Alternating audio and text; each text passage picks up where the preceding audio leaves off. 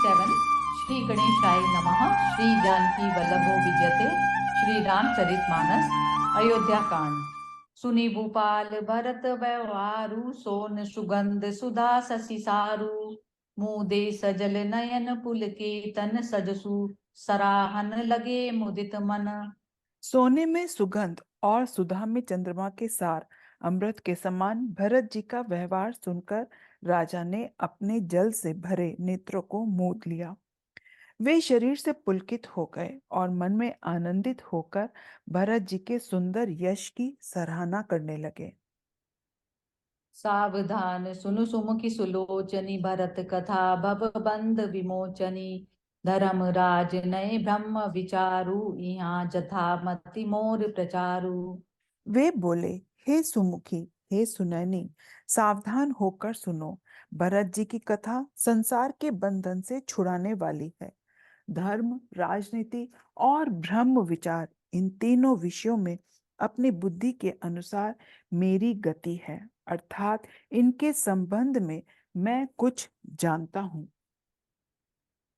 सोमति मोरी भरत महिमा ही कहीं काल काहा छली छुअति न छाई विधि गणपति अहिपति शिव सारद कवि को विद बुध बुद्धि विशारद।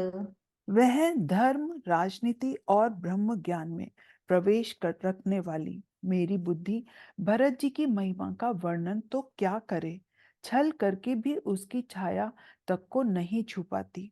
ब्रह्मा जी, गणेश जी, शेष जी, महादेव जी, सरस्वती जी, कवि, ज्ञानी, पंडित और बुद्धिमान, भरत चरित की रति कर तूति धर्मशील गुण विमल विभूति समुझत सुनत सुखद सब काहू शुचि सुर सही रुचि निदर सुधाहु। सब किसी को भरत जी के चरित्र, कीर्ति, करनी, धर्म, शील, गुण और निर्मल ऐश्वर्य समझने में और सुनने में सुख देने वाले हैं, और पवित्रता में गंगा जी का तथा स्वाद में अमृत का भी तिरस्कार करने वाले हैं। निरवधि गुण निरुपम पुरुषु भरतु भरत सम जानी कहें सुमीर किसेर सम कवि कुलमति सकुचानी मंगल भवन अमंगल हारी द्रव उस दशरथ अजिर बिहारी। भरत जी असीम गुण संपन्न और उपमा रहित पुरुष हैं। भरत जी के समान बस भरत जी ही हैं, ऐसा जानो। सुमेरु पर्वत को क्या शेर के बराबर कह सकते हैं? इसलिए उन्हें किसी पुरुष के साथ उपमा देने में कवि समाज की बुद्धि भी सकुचा गई। अगम सबई बरनत बर बरनी जिमि जलहीन मीन गमुधरनी भरत अमित महिमा सुनुरानी जानहि रामु न सकई बखानी। हे श्रेष्ठ वर्ण वाली, भरत जी की महिमा का वर्णन करना सभी के लिए वैसे ही अगम है जैसे जल रहित पृथ्वी पर मछली का चलना। हे रानी, सुनो, भरत जी की अपरिमित महिमा को एक श्री रामचंद्र जी ही जानते हैं, किंतु वे भी उसका वर्णन नहीं कर सकते। बरन सप्रेम भरत अनुभाऊ तिय जिय की रुचि लखी कह राऊ बहुरी लखनु भरतु बन जाहि सब कर भल सबके मन माही। इस प्रकार प्रेम पूर्वक भरत जी के प्रभाव का वर्णन करके फिर पत्नी के मन की रुचि जानकर राजा ने कहा, लक्ष्मण जी लौट जाएं और भरत जी वन को जाएं, इसमें सभी का भला है और यही सबके मन में है। देवी परंतु भरत रघुबर की प्रीति प्रतीति जाई नहीं तर की भरतु अवधि सने ममता की यद्यपि राम सीम समता की। परंतु हे देवी, भरत जी और श्री रामचंद्र जी का प्रेम और एक दूसरे पर विश्वास बुद्धि और विचार की सीमा में नहीं आ सकता। यद्यपि श्री रामचंद्र जी समता की सीमा है, तथापि भरत जी प्रेम और ममता की सीमा है। परमारथ स्वारथ सुख सारी भरत न सपने मनहु निहारे साधन सिद्धि राम पग नेहु मोहि लखी परत भरत मत एहु। श्री रामचंद्र जी के प्रति अनन्य प्रेम को छोड़कर भरत जी ने समस्त परमार्थ स्वार्थ और सुखों की ओर स्वप्न में भी मन से भी नहीं ताका है। श्री रामचंद्र जी के चरणों का प्रेम ही उनका साधन है और वही सिद्धि है। मुझे तो भरत जी का बस यही एकमात्र सिद्धांत जान पड़ता है। बोरेऊ भरत न पेलिहई, मन सहु राम रजाई। करई न सोचु सनेह बस, कयऊँ भूप बिल खाई। मंगल भवन अमंगल हारी, द्रव उस दशरथ अजिर बिहारी। राजा ने बिलक कर कहा, भरत जी भूलकर भी श्री रामचंद्र जी की आज्ञा को मन से नहीं टालेंगे, अतः स्नेह के वश होकर चिंता नहीं करनी चाहिए।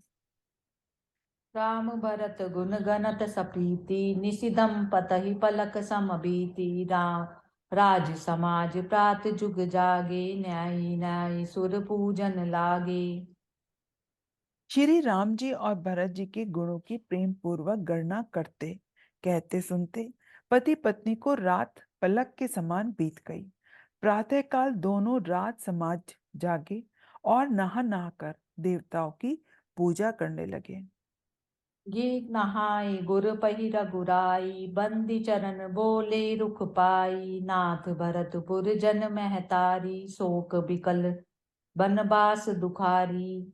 श्री रघुनाथ जी स्नान करके गुरु वशिष्ठ जी के पास गए और चरणों की वंदना करके उनका रुख पाकर बोले, हे नाथ, भरत अवधपुरवासी तथा माताएं सब शोक से व्याकुल और वनवास से दुखी हैं।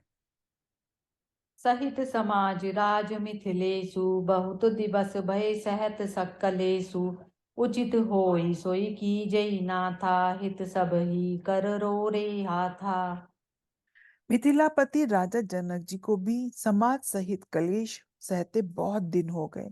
इसलिए हे नाथ, जो उचित हो वही कीजिए। आप ही के हाथ सभी का हित है। अस कही अति सकुचे रघुराव, मुनि पुल के लखी सीलु सुभाव। तुम बिनु राम सकल सुख साजा, नरक सरिस दुहु राज समाजा। ऐसा कहकर श्री रघुनाथ जी अत्यंत ही सकुचा गए। उनका शील स्वभाव देखकर मुनि वशिष्ठ जी पुलकित हो गए। उन्होंने खुलकर कहा, हे राम, तुम्हारे बिना संपूर्ण सुखों के साथ दोनों राज समाजों को नरक के समान है। प्राण प्राण के जीव, सुख के सुख राम। तुम तजितात सुहास गृही, जिनहि तिनहि विधि बाम। मंगल भवन अमंगल हारी, द्रव उस दशरथ अजिर बिहारी। हे राम, तुम प्राणों के भी प्राण, आत्मा के भी आत्मा और सुख के भी सुख हो। हे तात, तुम्हें छोड़कर जिन्हें घर सुहाता है और उन्हें विधाता विपरीत है। सो सुख करमु धरमु जरि जाऊ, जह न राम पद पंकज भाऊ। जोग कुजोग ज्ञानु अज्ञानु, जय नहीं राम प्रेम परधानु। जहां श्री राम के चरण कमलों में प्रेम नहीं है, वह सुख कर्म और धर्म जल जाए। जिसमें श्री राम प्रेम की प्रधानता नहीं है, वह योग कुयोग है और वह ज्ञान अज्ञान है। तुम बिनु दुखी सुखी तुम देही, तुम जानो जिय जो जेहि केही। राउर आय सुसिर सब ही के, विदित कृपालहि गति सबनी के। तुम्हारे बिना ही सब दुखी हैं और जो सुखी हैं वे तुम्ही से सुखी हैं। जिस किसी के जी में जो कुछ है तुम सब जानते हो। आपकी आज्ञा सभी के सिर पर है। आपको सभी की स्थिति अच्छी तरह मालूम है। आपो आश्रम धारे पाऊ, भयउ सनेह शिथिल मुनिराऊ। करि प्रणाम तब राम सिधाए, ऋषि धरि धीर जनक पहियाए। अतः आप आश्रम को पधारिए। इतना कह मुनिराज स्नेह से शिथिल हो गए। तब श्री राम जी प्रणाम करके चले गए और ऋषि वशिष्ठ जी धीरज धरकर जनक जी के पास आए। राम बचन गुर ने पहि सुनाए, सील सनेह सुभाए सुहाए। महाराज अब की जय सोई, सब कर धर्म सहित हित होई। गुरु जी ने श्री रामचंद्र जी के शील और स्नेह से युक्त स्वभाव से ही सुंदर वचन राजा जनक जी को सुनाए और कहा, हे महाराज, अब वही कीजिए जिसमें सबका धर्म सहित हित हो। ज्ञान निधान सुजान सुचि, धर्म धीर नरपाल। तुम बिनु असमंजस समन, को समरथ एहि काल। मंगल भवन अमंगल हारी, द्रव उस दशरथ अजिर बिहारी। हे राजन, तुम ज्ञान के भंडार, सुजान, पवित्र और धर्म में धीर हो। इस समय तुम्हारे बिना इस दुविधा को दूर करने में और कौन समर्थ है। जय सिया राम। जय सिया राम।